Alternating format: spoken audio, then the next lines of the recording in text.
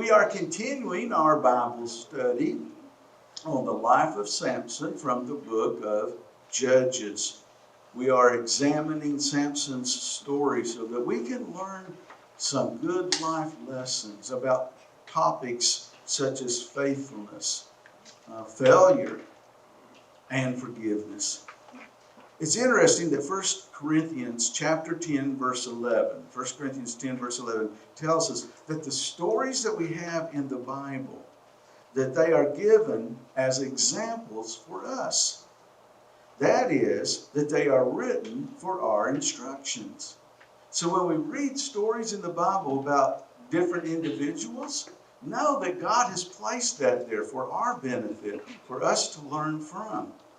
So that the mistakes Samson made that are recorded in the Bible, that we can learn from them and avoid making those same mistakes in our life.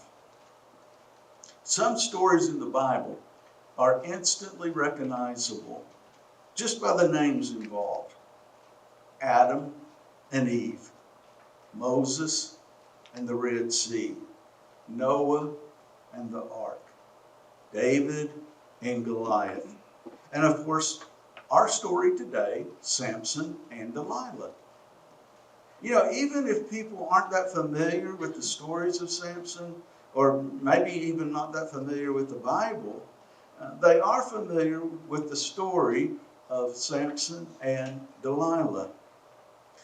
Even people who aren't familiar with much of the Bible, and they may not be familiar with some of the stories about Samson that we've looked at in this series, they know about Samson and Delilah. One of the remarkable things about that story is when it happened. It was at the height of his career. I mean, we'll be looking in just a moment, starting in Judges chapter 16, verse 1. But notice chapter 15, the last verse in there. Samson led Israel for 20 years in the days of the Philistines. Now, don't know if he had any backsliding issues or anything. There was nothing notable that God felt that we needed to know other than that he had led Israel for those 20 years.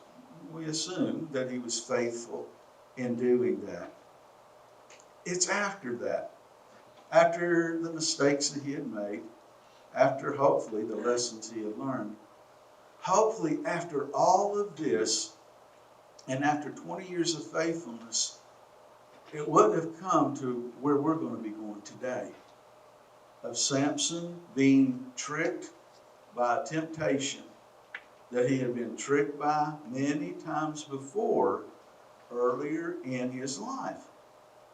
The thing he struggled with early in life, which there were several things, but primarily women, was the same thing that would bring him down now later in his life. Which is why Samson has been called a he-man with a she-weakness. So, in our study guides, notice with me mistakes Samson made that we want to avoid. Mistake number 1, Samson seemed to put his life into categories wrongly and believed that some categories God cared about a lot, and some categories God did not care about as much. However, Samson had to know that God cares about how we live all parts of our lives. We begin in verse 1. One day, one ordinary day, Samson went to Gaza. Now remember that we've talked about that when we are reading the Bible as a good student of the Bible, we want to be sensitive to anything the Holy Spirit highlights as we're reading this. One of the things that gets highlighted for me is Gaza.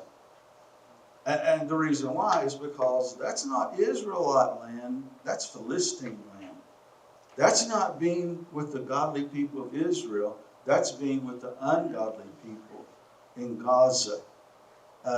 Gaza was not only land of the Philistines, but that was their capital of the Philistines, of where they met. And so, when I'm reading this, if I was reading this for the first time, I would say, "Oh, Samson, what are you doing going back to the Philistine area? Why are you going from the company of the godly to the company of the ungodly? Why are you going to Gaza?" One commentator shares this thought as to why Samson might have gone to Gaza. Quote, "Samson led Israel for 20 years. We just read that. He was probably around 20 years old when Samson came on the scene and was looking to take a wife, which is around the age of a man when he would take a wife." Now, again, for clarity's sake, the Bible doesn't tell us that Samson, doesn't give us his age, so we don't know if he was 20 years old when he got married. We're just saying around 20 years old.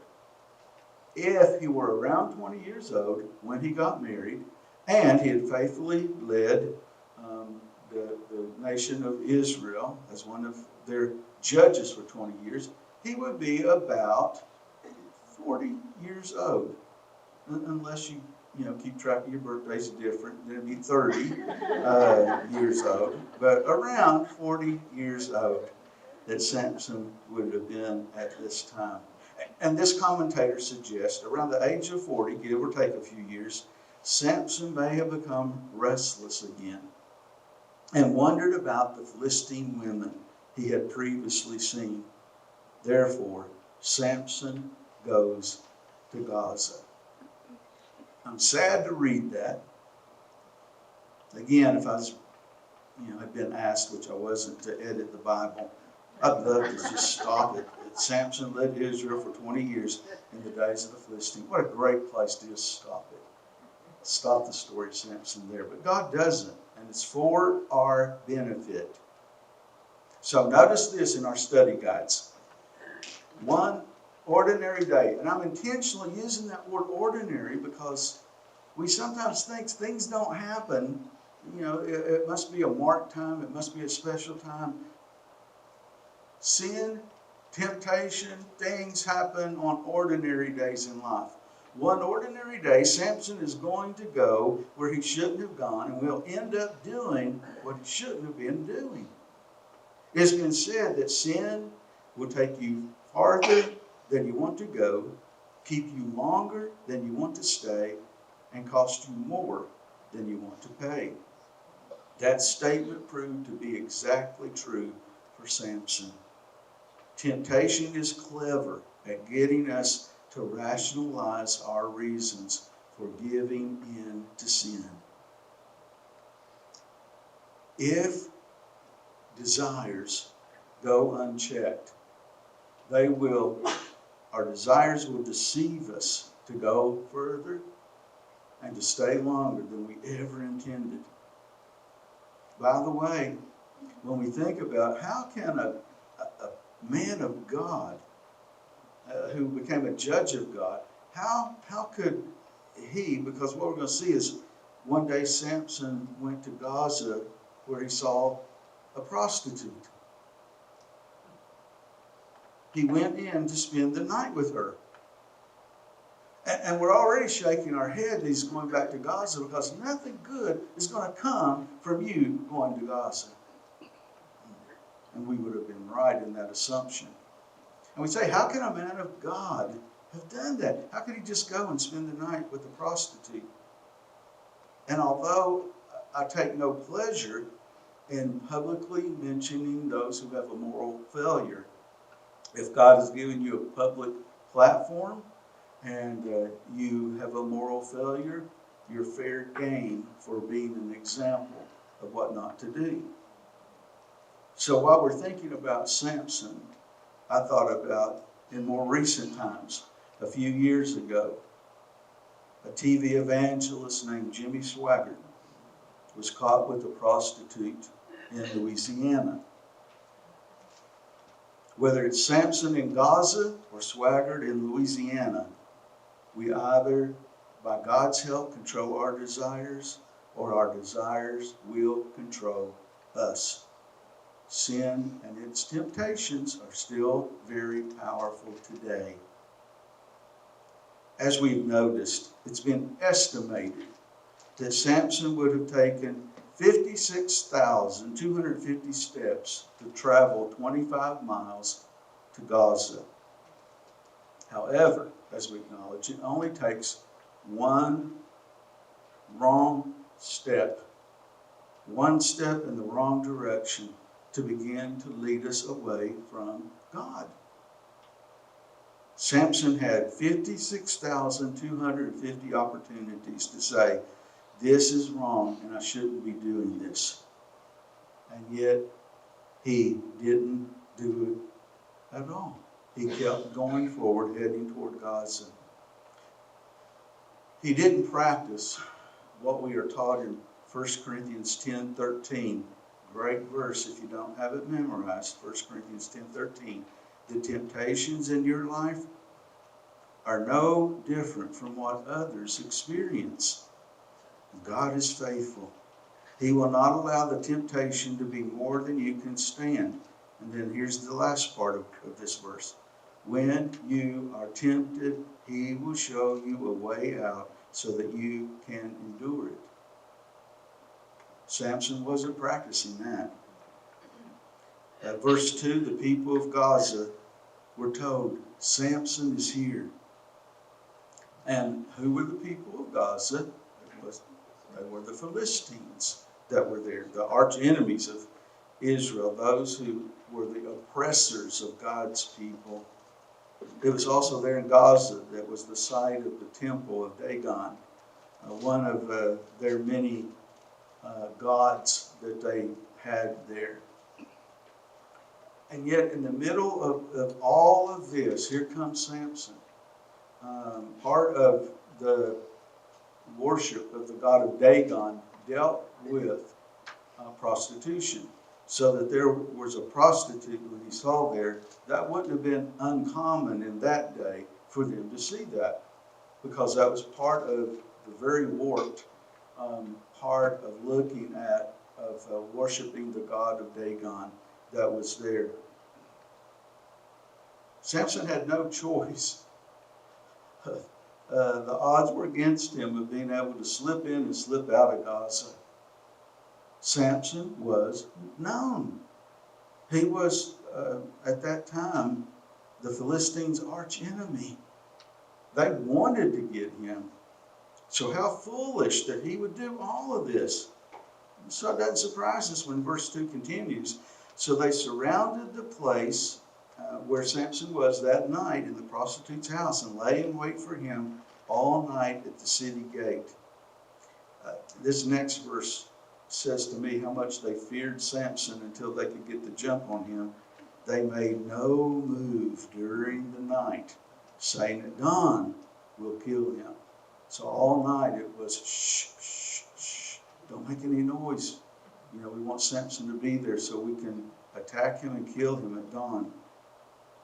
The people surrounded the place where Samson was, and then they were going to wait there and kill him.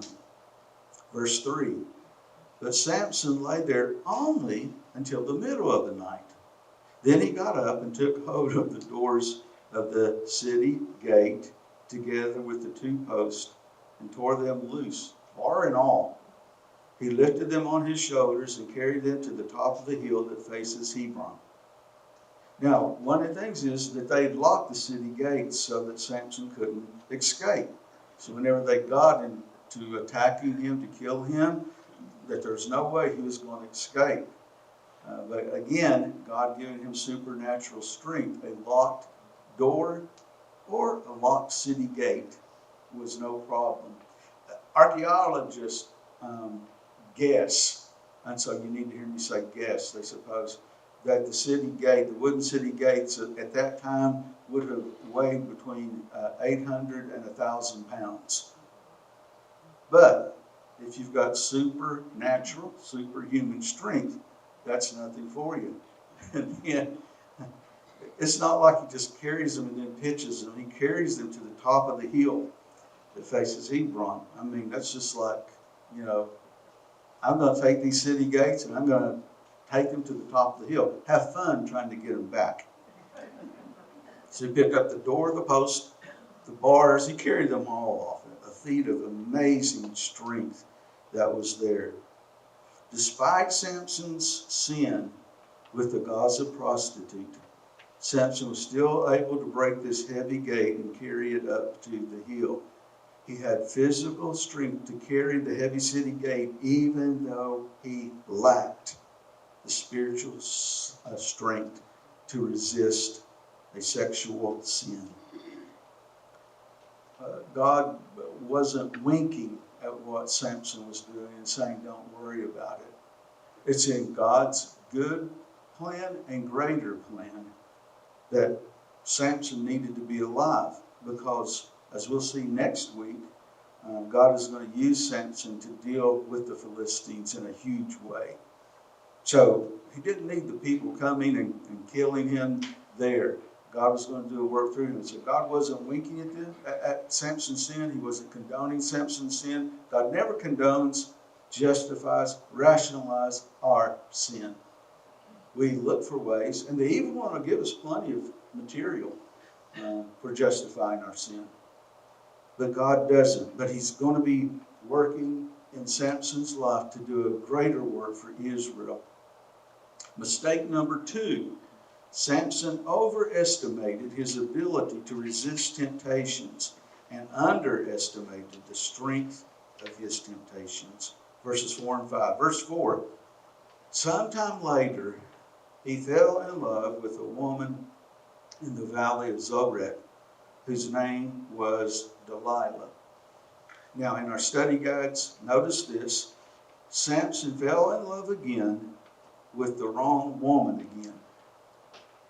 I think I found 3 or 4 places where I think I could either make a Western movie or a country song from Samson's life. You know, I ought to do it, see if we can get this. This is our last building to get paid off. I fell in love again with the wrong woman again. Doesn't that sound like that'd be a #1 country song? You know?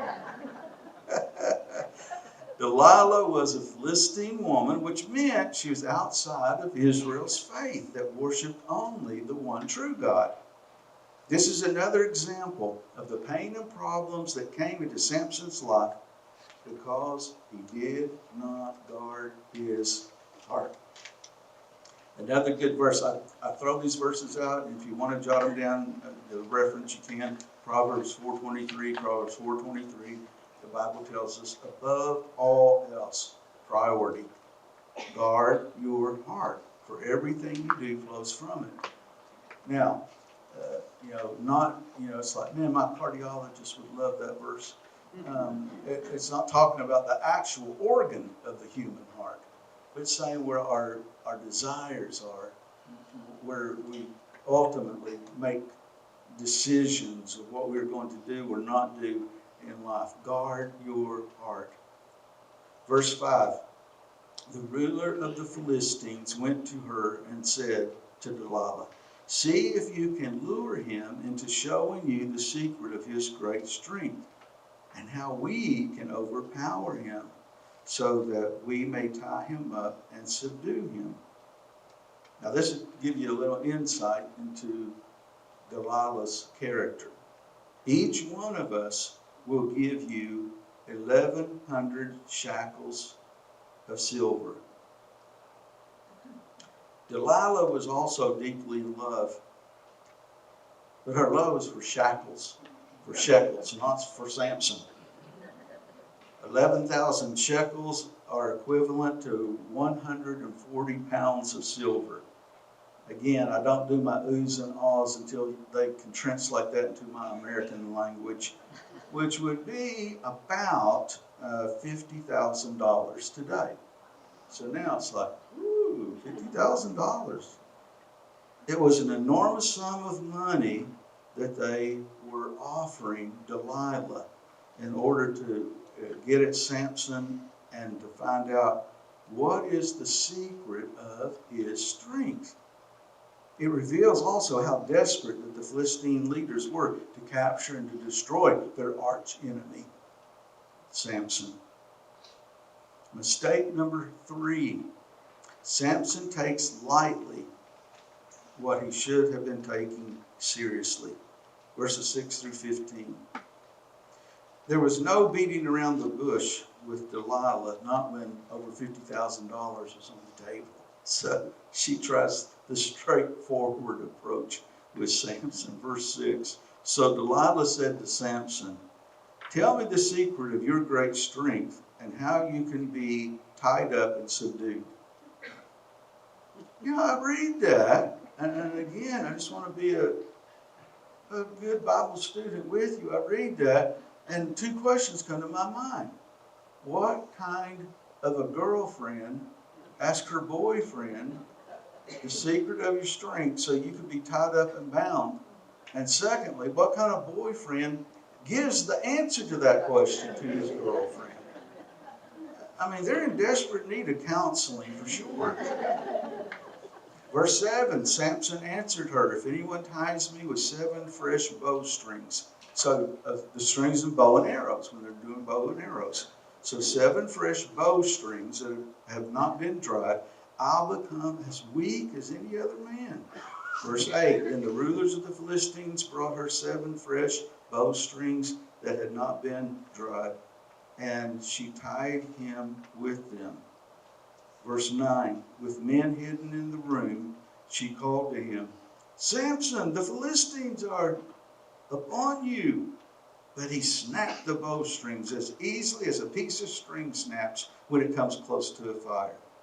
So the secret of his strength was not discovered. In our study guides, notice this. The fact that Samson did not reveal the truth to Delilah about the secret of his strength yet showed that he knew she had manipulative intentions. If Samson's heart had been close to God, he would have saved himself from all kinds of hurt. Still true today. The heart of the problem is a problem of the heart.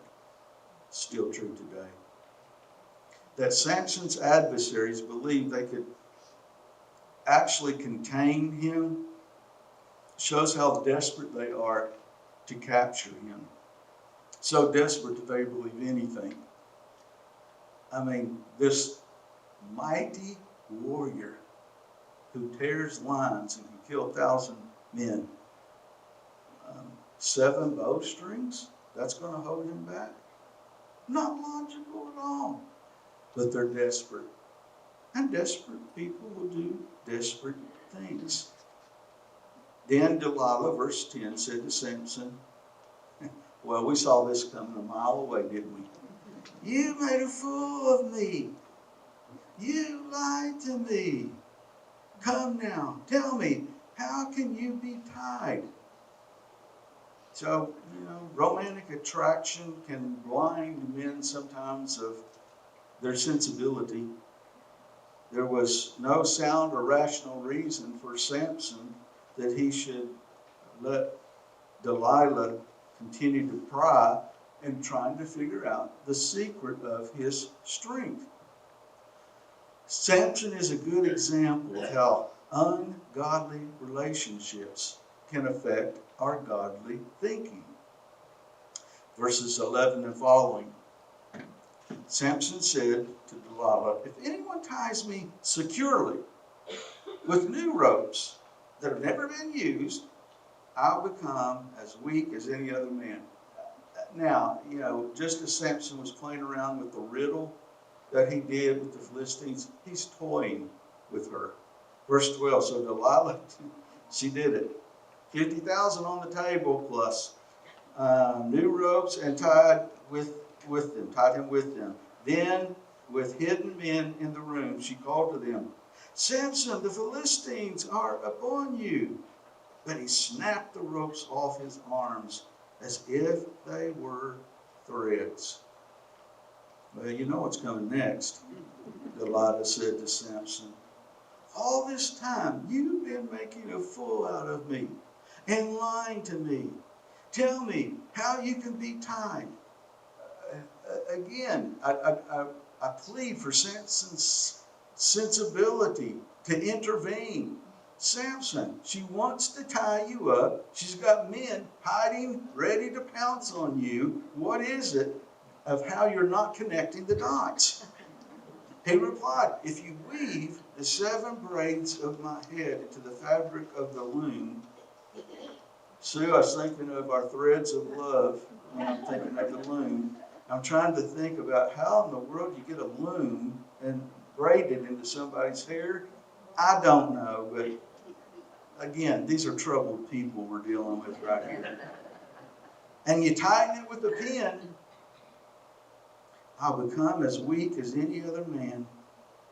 So while he was sleeping, Delilah took the 7 braids of his head, wove them into the fabric, verse 14, and tightened it with a pin, just like he said.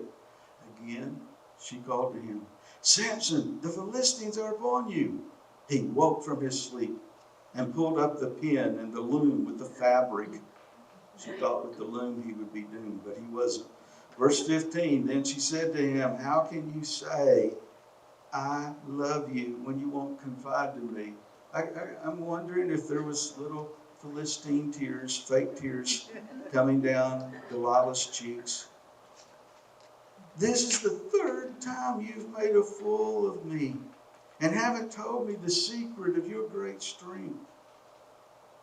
Delilah's continued persistence in trying to uncover the secret of Samson's strength and her willingness to allow the Philistines to capture him demonstrates she does not really care about Samson.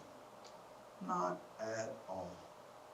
Sadly, when she says, how can you say I love you? Samson's heart was with Delilah, but her heart was not with Samson. Mistake number 4 Samson made that we want to avoid. Samson thought he could get away with sin and escape its consequences. He misinterpreted the delay of God's correction for Samson to repent as a sign that God was okay with what he was doing. He presumed upon God's mercy. Yikes. And continued in his sin, making things far worse. Verse 16, with such nagging, she prodded him, that is, she poked him, she jabbed at him day after day until he was sick to death of it. So for all the men in our room right now, I'm going to do you a favor and tell you not to nod in agreement with this verse that talks about a nagging woman prodding you until you're sick to death. I'm going to encourage you not to smile, not to point toward her in any way for the goodness of your marriage and your health. Just look straight ahead. You're welcome. Verse 17, so he told her everything. Yikes. No razor has ever been used on my head, he said, because I've been a Nazirite. What does that mean? It means I've been dedicated to God from my mother's womb. If my head were shaved, my strength would leave me, and I would become as weak as any other man. This is a very sad scene. After the Philistines had tried 3 different times to capture him, Samson had to know what was going to happen next. I mean, the script had already been played out 3 times. He has seen that movie 3 times. So what does he think is going to happen the 4th time? They're going to do the same thing. She's going to say, Samson, the Philistines are upon you, and he's going to get up and defend himself and defeat them. He was faced with the choice between faithfulness to his God and faithfulness to his ungodly Delilah. In this, we see the strongest man in the world, weak under the power of an ungodly relationship.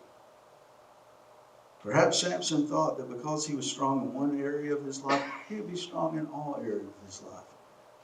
Big mistake. Verse 18, when Delilah saw that he had told her everything, she sent word to the rulers of the Philistines, come back once more. It's like, I know y'all not going to come back after this, but do it just once more. He, Samson, has told me everything.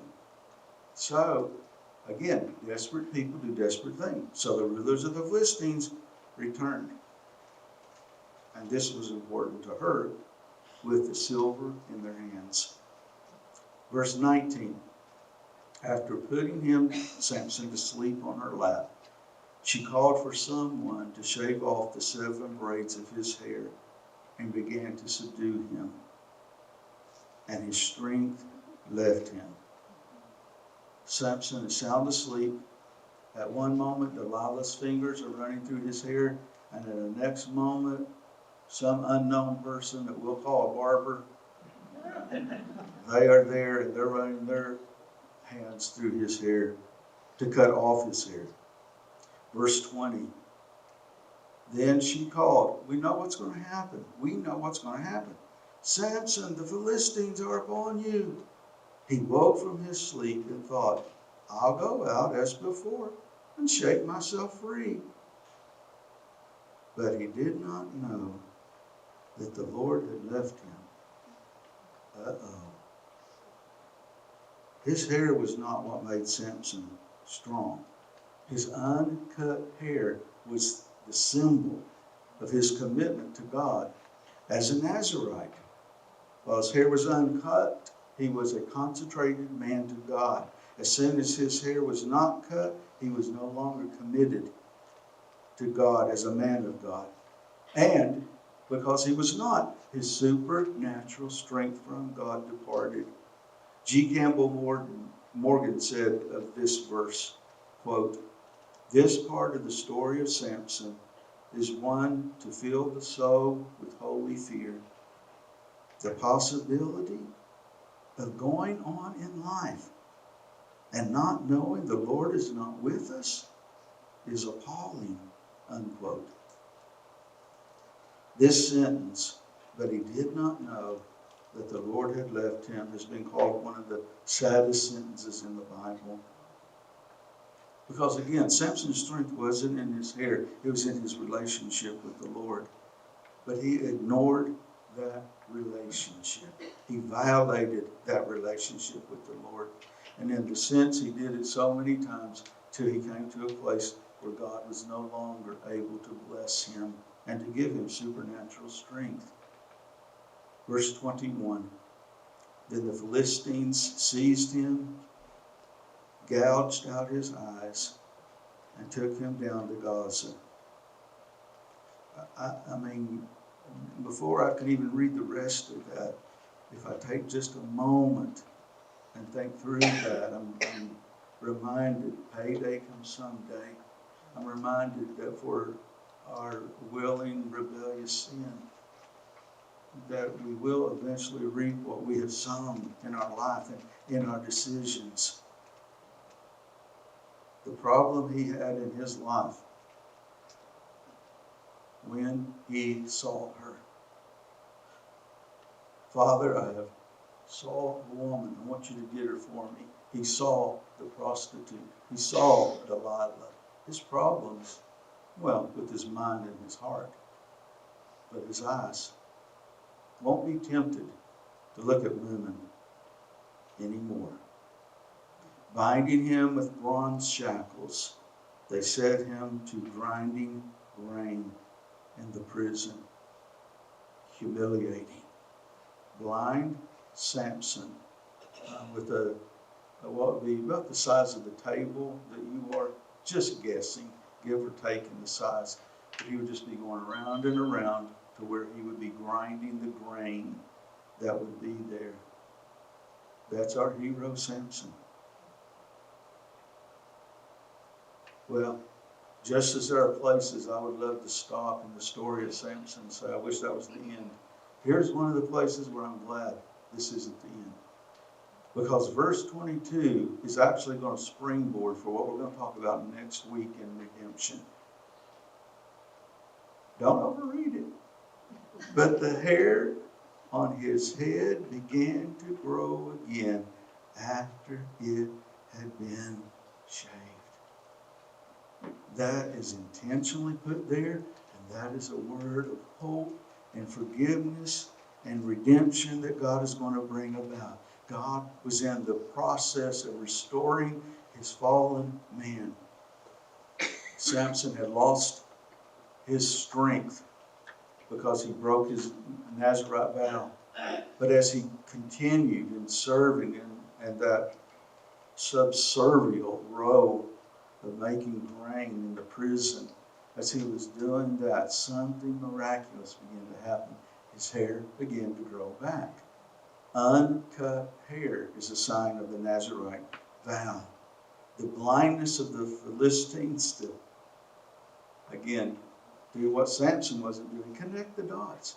It's like, I would have said, I think, maybe I would have, maybe I wouldn't, but I think I would have said, ruh-roh, Samson's hair's starting to grow back. Go get that barber guy, shave it off. Because we finally found the secret of his strength. The secret of his strength, they thought, was in his hair. It wasn't. It was with his Lord, his God.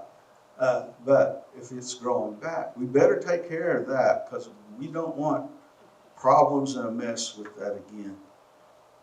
That verse, again, will springboard us into the wonderful part of what God does in the redemption of Samson. So let's conclude today in our study guides, today's takeaway truths from God's Word. I'll just briefly highlight these. Truth number one, no one is immune to temptations. We will never become too holy, and we will never become too old to escape temptations. You know, I wish, like they have, retirement ages, and that when you hit a certain age in your walk with God, that, you no longer are tempted, no longer have to worry about temptation. That doesn't happen. We live in a cursed, broken world. Sin will be with us, temptations will be with us until the day we die. No one is immune to temptations. Anyone put in certain circumstances can give in to a temptation. Don't think and don't say, that could never happen to me. Start off with, but by the grace of God, I haven't given in to that. Truth number two, if we don't conquer our wrong desires, they will conquer us. When Samson went to Gaza, he hadn't put his problems behind him. He tried to cover them up. He tried to push them down. He tried to ignore them. He tried to play them off. It's not really a problem. But it was still a problem. And now we find in chapter 16 these same temptations, because he had not dealt with the temptations of the past. They resurface again 20 years later in Judges 16. He's continuing to fight with these problems and these difficulties that he is experiencing, because he has never dealt with the sins and temptations in his life. Truth number three, temptations are enticing and deceptive, which is how Delilah deceived Samson in sharing the secret of his strength. There has to be something enticing or attractive about a temptation. Let's use a safer example. Let's say that you're trying to say, I'm trying to cut back on certain things, I'm trying to eat better, etc., etc., and that you see that somebody has ordered a beautiful piece of chocolate cake. The temptation for you to order a piece of chocolate cake is because that temptation is attractive.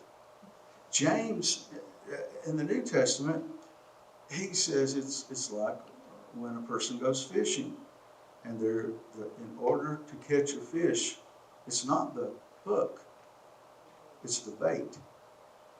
that captures them. It's what they think is attractive. We're the same way. Truth number 4, pride comes before a fall. What is your Achilles heel? Where are you vulnerable to giving into temptation? What sin easily trips you up? Hebrews 12:1 says the sin that so easily trips us up or tangles us up or causes us to fall, to lay it aside. 1 Corinthians 10:12, let anyone who thinks he stands take heed lest he fall. That's why I'm saying I'm so glad that we are part of a Bible study group. But again, I hope that we are here not only for information, but also for application and also for transformation of what God wants to do when we spend, 50 minutes together in Bible study and studying His words. We don't want anyone to leave here today saying, well, I'm so glad I'm not as clueless as Samson. Don't say that. Don't say that. Anyone who thinks he can stand, be careful lest he fall. Truth number 5, every action of the ordinary day makes or unmakes our character. If we're a Christian, that is so much more significant that it makes or unmakes our Christ-like character. Samson didn't realize what was happening to him. He should have, until it was too late. And sometimes Christians today, we don't realize that how far that we've drifted from God, of the wrong decisions that we are making until it's too late.